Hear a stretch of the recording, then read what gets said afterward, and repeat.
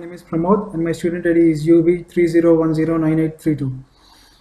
Today here I am to discuss about the four topics in the assignment of contemporary challenges for IT managers. The first topic was ACS Code of Ethics. The ACS Code of Ethics is part of the ACS Constitution. As an ACS member, you must uphold and advance the honor, dignity, and effectiveness of being a professional. This entails, in addition to being a good citizen and acting within the law, your conformance is here are the following ACS values. The primacy of the public interest.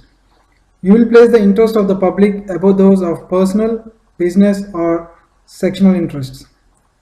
The enhancement of quality of life. Here you will strive to enhance the quality of life of those affected by your work. Honesty. You will be honest in your representation of skills, knowledge, services, and products. Competence. You will work completely and diligently for your stakeholders. Professional development. You will enhance your own professional development and that of your staff. Professionalism.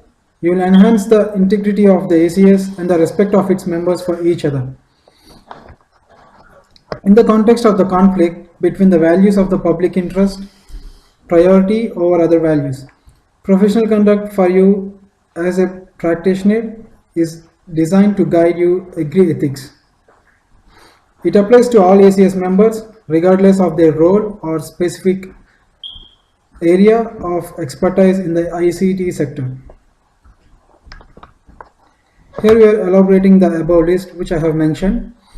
First one, the primacy of the public interest. In these guidelines, the public interest overrides the private interest and private sector.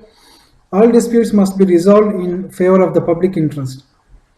In your work, you must protect the interests of your direct stakeholders, but these benefits are not the responsibility you owe to the public conflicts and loyalty. Public interest is deemed to include the public health, safety, and environmental issues. The enhancement of quality of life. The development of ICT has had a significant impact on our society and way of life. Whilst this impact has been beneficial to a very good extent, like all technologies, ICT has also had some negative effects and will continue to do so. An ethical approach to your work will help to recognize and minimize these adverse effects. We should promote equal access to the benefits of ICT by all members of society. Honesty. Do not breach public trust in the profession or the specific trust of your stakeholders. Observation of almost honesty and integrity must underlie all your professional decisions and actions. Circumstances will undoubtedly arise during the course of your professional career where it may appear to be beneficial for you to be displayed in some way. This type of behavior is not acceptable professional conduct. Competence. Because you believe that you have the ability to complete and do not hesitate to get more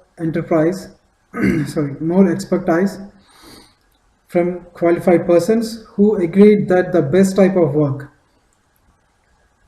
You should always pay attention to their limitations rather than deliberately imply that you can and you do not. This is due to the acceptance of the task requires more expertise in their own unique way. You cannot have all aspects of information and communication of knowledge, but you should be able to identify where you need the expertise and additional information. Professional development. Make yourself aware of this new technology, practices, and work related to standards. Others are waiting to provide you with special skills and recommendations, and to do this, you need to keep your knowledge up to date.